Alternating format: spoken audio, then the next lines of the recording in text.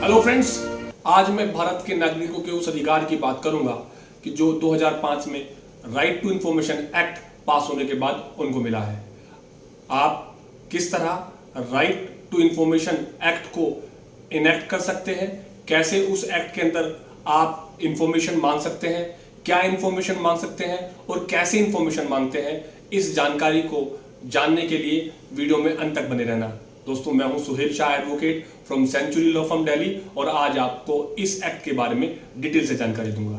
प्यारे साथियों, 2005 में राइट टू इंफॉर्मेशन एक्ट यानी सूचना का अधिकार अधिनियम 2005 के नाम पर यह एक्ट लागू हुआ, और इस एक्ट के लागू होने के बाद सरकारी महकमों में मानो हड़कंप मच गया हो। यानी अब वो बाध्य हो गए थे कि वो अपने यहाँ एक तो ऐसा ऑफिसर अपॉइंट करेंगे जिसको वो PIO पब्लिक इंफॉर्मेशन ऑफिसर, अगर स्टेट की बात करूं तो उसको स्टेट पब्लिक इंफॉर्मेशन ऑफिसर, जिसको मैं आगे SPIO के नाम से कहूंगा, और अगर सेंटर की बात करूं तो सेंटर पब्लिक इंफॉर्मेशन ऑफिसर यानी CPIO कहेंगे। यानी आम भाषा में अगर बात करूं तो जो केंद्र सरकार के जो डिपार्टमेंट्स होते हैं, जो केंद्र सरकार के अधीन आते हैं, उनको हम CPIO कहेंगे। यानी वो अधिकारी जो आपको सूचना का अधिकार के अंतर्गत आपको सूचना प्रोवाइड कराएगा, आपको सूचना देगा, उसको हम CPIO कहेंगे। और जो स्टेट गवर्नमेंट के अंतर्गत डिपार्टमेंट विभाग आते हैं, उसके अंदर जो अधिकारी आपको सूचना देने के लिए नियुक्त किया गया है, उसको हम SPIO यानी स्टेट पब्लिक इंफॉर्मेशन ऑफिसर के नाम से जानते हैं। दोस्तों, इस एक्ट में ये साफ साफ कहा गया था कि इस एक्ट के पास होते ही यानी इस एक्ट के लागू होते ही 100 दिन 120 दिन के अंदर आपको यानी हर विभाग को ऐसा एक अधिकारी अपने डिपार्टमेंट में नियुक्त करना होगा जो भारत के नागरिकों द्वारा मांगी गई, मैं दोस्तों फिर कह रहा हूं, भारत का नागरिक इस एक्ट का इस्तेमाल कर सकता है, कोई विदेशी नागरिक इस एक्ट का इस्तेमाल नहीं कर सकता। भारत का कोई भी नागरिक इस एक्ट का इस्तेमाल कर वो रिकॉर्ड या वो इंफॉर्मेशन जो उस पर्टिकुलर विभाग में अवेलेबल है उसको वो मांग सकता है, और इसके लिए बहुत ही नॉमिनल फीस होती है। और पूरा प्रोसेस क्या होता है, कैसे जानते हैं और क्यों अधिकारी इससे डरते हैं? क्योंकि दोस्तों, आपकी एप्लीकेशंस के बाद अधिकारी बाध्य होते हैं आपको सूचना देने के लिए। जब आप इस एक्ट का प्रयोग करते हैं तो इस एक्ट के प्रोविजन में सेक्शन 6 सब क्लोज 1 में यह प्रोविजन दिया है कि आप उस विभाग के अंदर एप्लीकेशंस लगा सकते हैं एक सर्टेन जानकारी चाहने के लिए अपने क्वेश्चंस लिखकर। ये जानकारी लिखित में आपको देनी होगी, लिखित में दे सकते हैं, और इसकी लैंग्वेज हिंदी या इंग्लिश होगी, या वो अलग लैंग्वेज होगी जो उस पर्टिकुलर स्टेट की ऑफिशियल लैंग्वेज होगी। यानी अगर मैं उत्तर प्रदेश की बात करूं तो आप हिंदी इंग्लिश लिख सकते हैं, और चूंकि हमारी ऑफिशियल लैंग्वेज हिंदी इंग्लिश दोनों ही है। लेकिन यहां पर आप अगर संस्कृत तमिल कन्नड़ में लिखोगे तो वो आपको इंफॉर्मेशन देने से मना कर सकते हैं, या तो उस स्टेट की ऑफिशियल लैंग्वेज होगी या वो हिंदी या इंग्लिश होगी। दूसरी बात, बहुत बार ऐसा होता है कि हमने इंफॉर्मेशन मांग ली X से, पर वो डिपार्टमेंट X या वो जानकारी X के पास है ही नहीं। तो ऐसी स्थिति में एप्लीकेशन मिलने के बाद इसकी सब क्लोज सेक्शन 6 की सब क्लोज 3 ये कहती है कि वो PIO यानी वो पब्लिक इंफॉर्मेशन ऑफिसर आपकी पर्टिकुलर उस एप्लीकेशन को कंसर्न PIO यानी जो भी संबंधित ऑफिसर होगा जिसके पास वो सूचना अवेलेबल होगी उस तक ट्रांसफर करेगा और उसकी इंटीमेशन आप तक पहुंचाएगा कि क्योंकि ये जानकारी मेरे पास नहीं है और ये जानकारी आप गलत पटल पर यानी गलत डेस्क पर मांग रहे हैं, इसकी जानकारी आपको उस विभाग से मिलेगी या ये उस विभाग या उस डेस्क से संबंधित है, तो वो उसको आपकी एप्लीकेशन फॉरवर्ड कर देंगे और इस बात का आपका इंटीमेशन देंगे कि भाई मैंने आपकी एप्लीकेशन को concern PIO public information officer को ट्रांसफर कर दी है, और आप अब आगे फर्दर जो कम्युनिकेशन होगा वो डायरेक्ट उनसे आप कर सकते हैं। प्यारे साथियों, आपके द्वारा मांगी गई कोई भी जानकारी, जो भी आप जानकारी मांगेंगे, कई बार मिथ है कि कितने शब्द उसके अंदर होते हैं। हालांकि मैं एक्ट की बात करूं तो एक्ट ने कहीं भी आपको ये बाउंड नहीं किया है कि आप कितने क्वेश्चन कर सकते हैं या कितने वर्डों में आपकी जो एप्लीकेशन है वो लिमिटेड होगी। ऐसी कोई जानकारी एक्ट के अंदर नहीं लिखी, फिर भी अमूमन ऐसा प्रेस्क्रिप्शन है, ऐसा परसेप्शन, माफी चाहूंगा, ऐसा परसेप्शन है कि लगभग 500 शब्दों में, जिसमें आपके नाम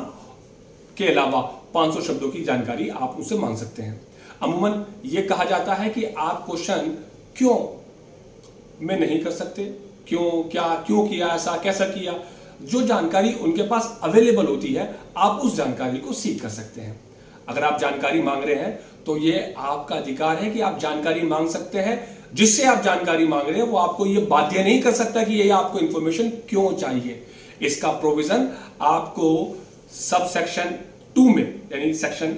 6 सब क्लोज 2 के अंदर ये दे रखा है कि जब आपको सिर्फ इतनी जानकारी देनी है अपने बारे में कि ताकि वो बंदा जब आपको इंफॉर्मेशन दे तो कि आपको कांटेक्ट कर सके सिर्फ इतनी जानकारी आपको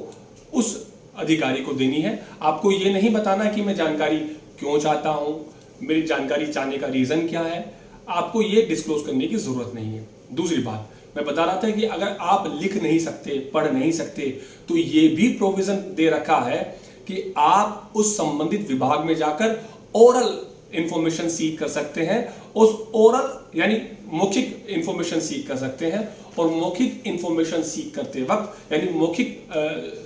जानकारी चाहते वक्त वो पर्टिकुलर विभाग आपको एक ऐसा शख्स मुहैया कराएगा जो आपकी मौखिक जानकारी को लिखित में लिख दे और आपकी वो एप्लीकेशन बन जाए। यानी आपकी ओरल एप्लीकेशंस को लिखने के लिए वहां पर आपको असिस्टेंस प्राप्त होगी। ऐसा प्रोविजन भी इस एक्ट के अंतर्गत दिया गया है। प्यारे साथियों, अगर मैं बात करूं इस एक्ट में बाध्य है, इस एक्ट में बाउंड है वो पीआईओ, वो पब्लिक इंफॉर्मेशन ऑफिसर जिसको ये इंफॉर्मेशन प्राप्त हुई है और उसके पास वो जानकारी है, वो 30 दिन के अंदर अंदर यानी 30 डेज के अंदर अंदर आपको वो इंफॉर्मेशन प्रोवाइड करेगा।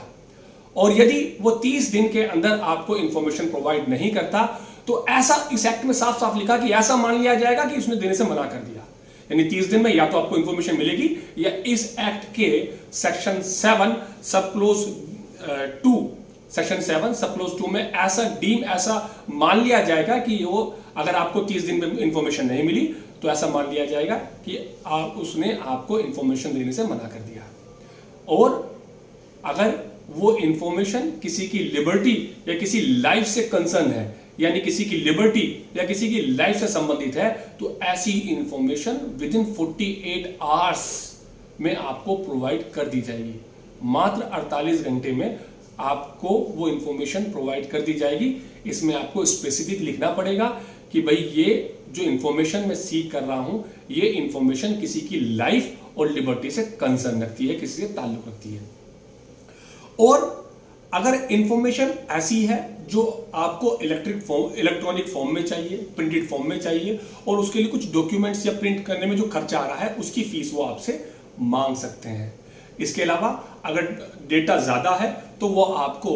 इंस्पेक्शन भी अलाउ कर सकते हैं कि आप आइए और वो पर्टिकुलर रिकॉर्ड जिसके बारे में आप जानकारी चाहते हैं वो आप इंस्पेक्ट कर सकते हैं, या हिंदी में कहूं तो उसका आप मुआयना कर सकते हैं, जाकर उसकी जानकारी आप ले सकते हैं, देख सकते हैं। और इसके साथ साथ जो फीस की मैं बात कर रहा हूं इस एक्ट में साफ साफ लिखा है कि उन लोगों से कोई फीस नहीं ली जाएगी जो बिलो पॉवर्टी लाइन है, यानी जो गरीबी रेखा से नीचे आते हैं उनसे कोई फीस का प्रावधान नहीं है। तो वो कितनी भी जानकारी मांगेंगे तो वो अपना जो बीपीएल होता है, बिलो पॉवर्टी लाइन, अलग अलग स्टेट में उसकी अलग अलग सीमाएं हैं, अगर वो आप सर्टिफिकेट साथ में लगा देते हैं तो आपको कोई फीस इंफॉर्मेशन सीख करने की नहीं देनी होगी, कोई जानकारी नहीं देनी होगी। साथ साथ दोस्तों,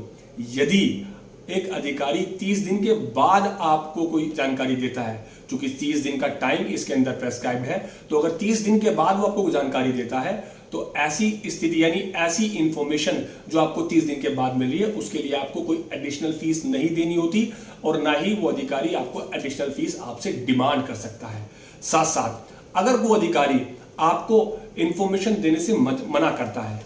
बिकॉज ऑफ एनी रीजन, अगर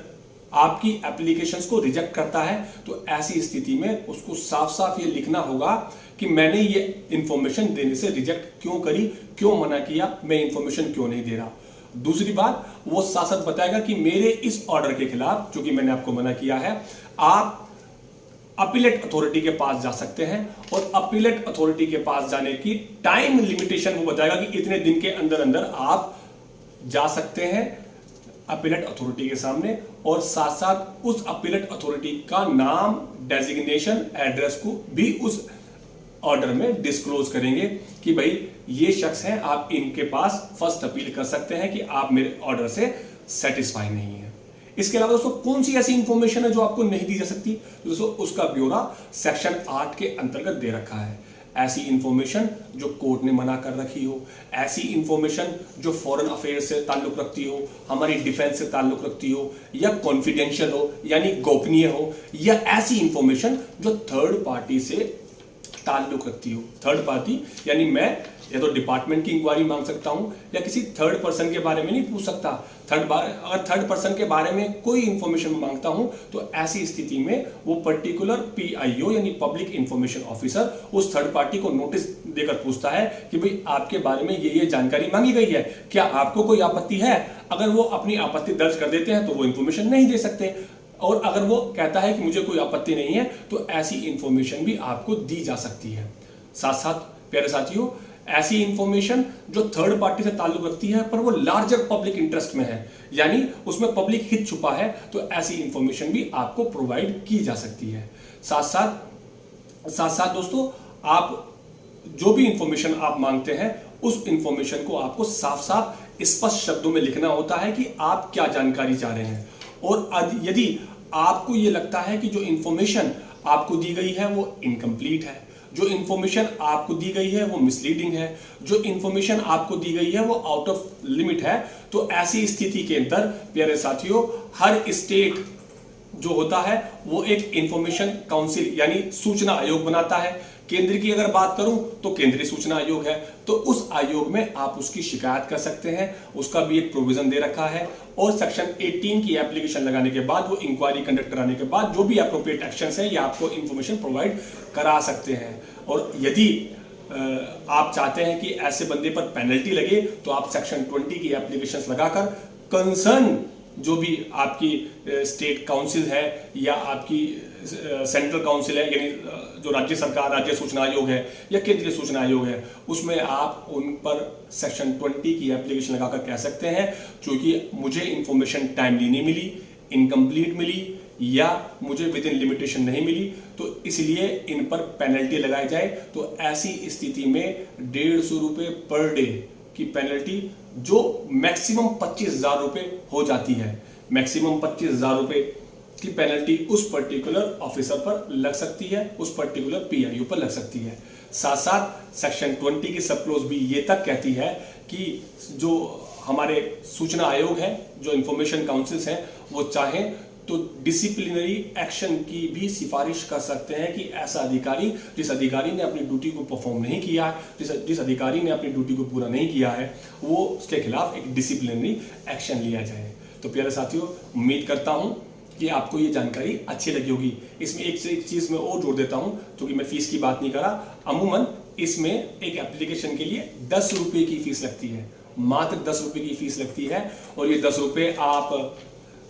इंडियन पोस्टल ऑर्डर, इसको हम आईपीओ बोलते हैं, के रूप में, डिमांड ड्राफ्ट के रूप में दे सकते हैं। यदि आप विभाग को अप्रोच करें तो कैश भी आप ये अमाउंट जमा करा सकते हैं। और ये एप्लीकेशन फीस होती है। इसके अलावा कोई एडिशनल डॉक्यूमेंट्स आप चाहते हैं जिस पर एडिशनल खर्चा आ रहा है या इलेक्ट्रिक फॉर्म में चाह रहे हैं, उसके लिए एडिशनल वो फीस आपसे डिमांड कर सकते हैं, पर वो प्रेस्क्राइब करके बताएंगे भी कितनी चाहिए, क्यों चाहिए। और अगर आप इस फीस से भी सेटिस्फाइड नहीं है और आपको लगता है ये अनरीजनेबल डिमांड आपसे की जा रही है, तो ऐसी स्थिति के अंदर भी आप कंसर्न अपीलेट अथॉरिटी या आयोग को कंसर्न कर इसके ऊपर आपत्ति दर्ज करा सकते हैं। आप इस अधिकार का प्रयोग करते वक्त आप सिंपल एक एप्लीकेशन लिखनी है, जिस अधिकारी को लिखना है जन सूचना अधिकारी यानी जिसको हम बोलते हैं पब्लिक इंफॉर्मेशन ऑफिसर, उसका डेजिग्नेशन और अपनी पूरी डिटेल आपको लिखनी पड़ती है, क्योंकि वो इंफॉर्मेशन आप ही को मिलेगी कि मैं XYZ पुत्र श्री XYZ और इस एरिया का रहने वाला हूं, मुझे निम्नलिखित मतलब फॉलोइंग इंफॉर्मेशन बिंदुवार यानी point wise, question number 1, question number 2, question number 3, question number 4, ये मुझे इनकी जानकारी दीजिए। और मैंने रिक्वेस्ट फीस यानी जो भी उपयुक्त फीस है वो लगा दी है, जिसका आईपीओ नंबर ये है या डिमांड ड्राफ्ट नंबर ये है या मैंने नकद जमा करा दी है। और ऐसे आप विद इन 30 डेज इस इंफॉर्मेशन एक्ट के अंतर्गत आप अपनी इंफॉर्मेशन को सीख कर सकते हैं। मुझे लगता है कि ये इंफॉर्मेशन आपके लिए काफ़ी उपयोगी साबित होगी और आप अपने अधिकारों का प्रयोग कर सकते हैं। ऐसी ही और जानकारी के लिए हमारे साथ आप जुड़े रहिए। इसके लिए आपको हमारे चैनल को सब्सक्राइब अगर अभी तक नहीं किया है प्लीज़ कर लीजिए। साथ साथ इस जानकारी को अच्छा लगे तो आप इसको लाइक कीजिए और दूसरों तक ये जानकारी पहुंचाने के लिए इसको शेयर कीजिए। धन्यवाद।